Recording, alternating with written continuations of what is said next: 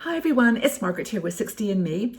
Our topic today I hope will inspire you and excite you, and the title enough says it, 5 fabulous ways to reinvent your life and create body confidence after 60. The title is the article by Astrid Longhurst, and this article just inspired me so much because it isn't just about body image, it's about living in your 60s in a new way. You know, we haven't got many role models in our 60s anymore that are well known. We've, looking back, we were much more ageist in the past, and it's taken a generation, I think, to actually start to accept that older women are in a category that is unique and strong and has much to offer. That we're doing amazing things in our 60s. You're doing amazing things. And whether it's something that is visible, that you have a business or you have a website or whatever you do, or whether you just live your life in an adventurous, vivacious, and honest way, that's setting a role model for your grandchildren, for your children, and for the future. So don't hold back. Now, Astrid is a beautiful woman, and she actually wrote this article from her own experience. And she, is very effusive about how women today need to believe in themselves. Women in their 60s need to not look back and try to look for role models who will support their own passions and desires, but just do your own thing and be your own person, and know that you have got a lot of living to do and that your dreams are all possible. And I just love her energy and her enthusiasm and inspiration. She makes a quote by Wayne Dyer, who is a man, of course, but he says it in clear words, which is, "Don't die with the music inside of you."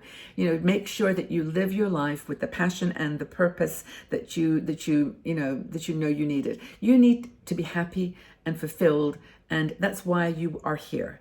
That's what your mission in life. Of course, we've all faced loss and sadness and those kind of points in the road, those forks in the road where we went one way as opposed to the other, and may always be wondering how it would have turned out the other way. We know what works and what doesn't work. We know the outcomes that can happen in the best scenario, and we also know what can happen in the worst scenario. But it hasn't prevented us from going for it and for trying. That's the thing I think that's most important, is that we must ask ourselves powerful, reflective questions about how to do this, because as I said, we don't have a lot of role models right now our age who are doing the things that we know we can do. So here are the 5 wisdom access questions that Astrid outlines, and I think they're really fun. And the little the tip is here: be open to the answers that come out of this conversation with yourself. Sit quietly. You can do this in a serious way. Don't just kind of try to do the dishes while you're thinking it. Give yourself some time to sit down and reflect, and linger. Linger on the answers, because these are the answers that are going to help you to shape a confidence in yourself. Be open to the answers, and they may come from books or from movies or from something that you've seen or that you've experienced in your life. You'll know when they come, because as Astrid says, they will charge you up.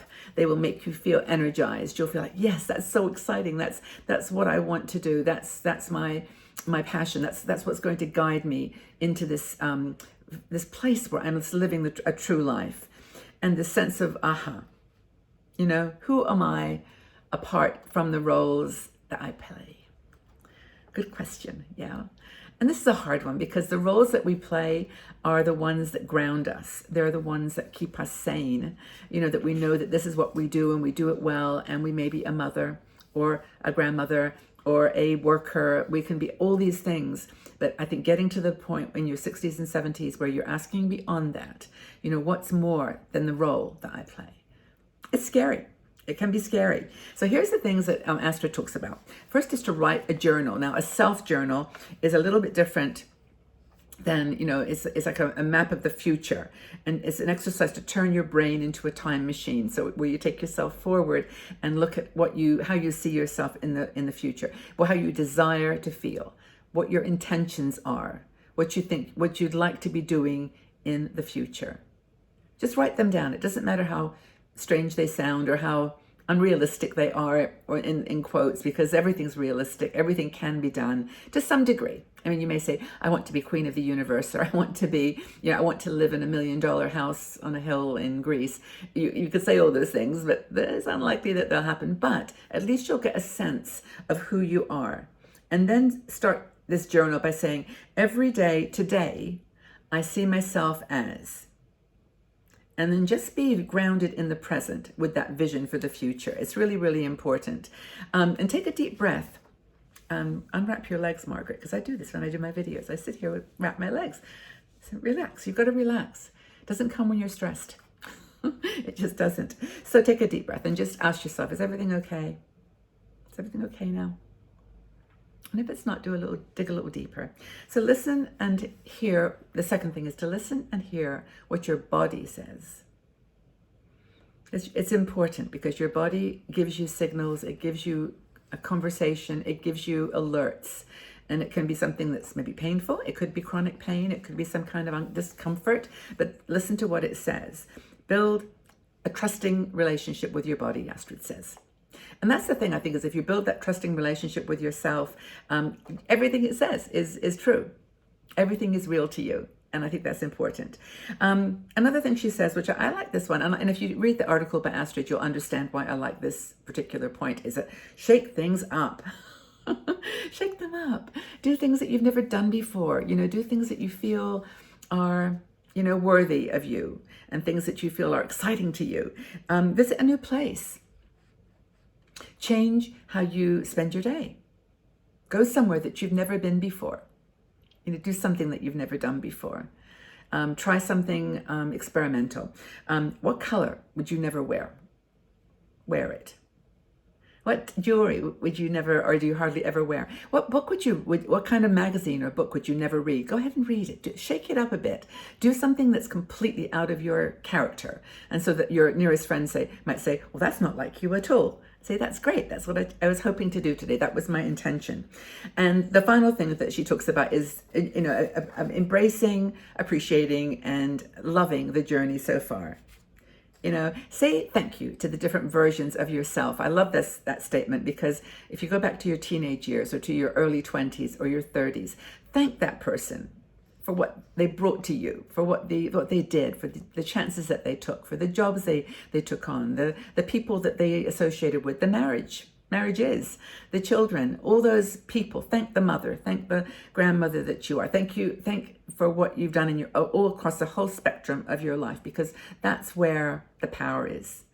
You were amazing. You did things all along your life that gave you such a great substance and character, which was really based on values. And when I actually look back at my childhood, I think that the values I had as a child, kindness, compassion, being creative, sharing, all those things that I really felt were important, loving myself, were always with me.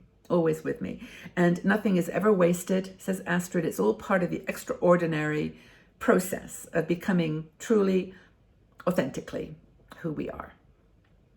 So thank you, Astrid, for this article. Thank you for listening and being here. How would you say that you've reinvented and changed yourself over your life? And how would you say that that's, created a new you? How have you changed? Where were some of those milestones, some of those things that you did that you didn't expect? Do you shake things up? Do you wear funky clothes? Do you wear different colors?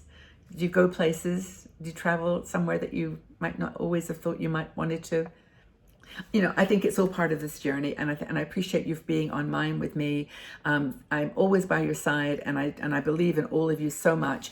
Please take really good care of yourself, and know that wherever you are on this journey, whatever part of the roadmap that she talks about that you're on, to love it and to embrace it, and to know that you can change, you can tweak it, you can do things to make it different and better, and that nothing is ever wasted.